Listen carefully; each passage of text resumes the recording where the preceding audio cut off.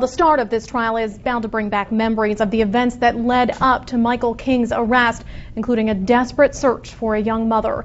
A year and a half later, Northport residents are remembering what transpired that day back in January of 2008. And we continue our team coverage tonight with SNN Local News 6 reporter Tom Lloyd, who's live outside the Northport Police Department. Tom. Well, Northport residents recall the day that Denise Lee was kidnapped from her home, even after all these months.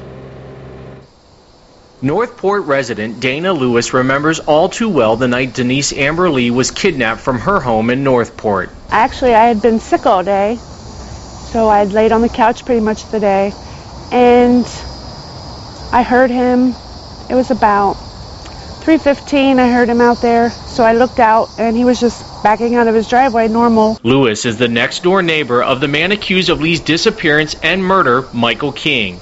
And on the first day of jury selection, she is recalling that fateful night. About 7 o'clock, I had a knock on my door, and it was the cops, wanting to know if he was home or what. Lee's body was found in a shallow grave off this unnamed road here in Northport, 2 days after cops say she was allegedly kidnapped. Even after a year and a half, people in this community still remember. Me and my son was up at Fort Meade working. And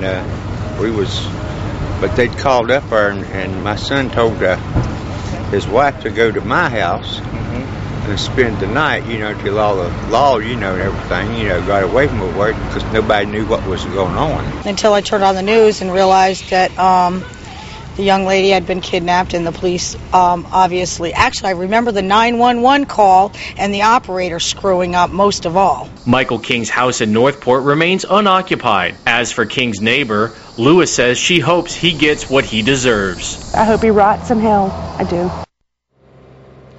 Now, Denise Lee's family plans on being in attendance during the entire trial. They even plan on being there in case there's any gruesome details. Lauren.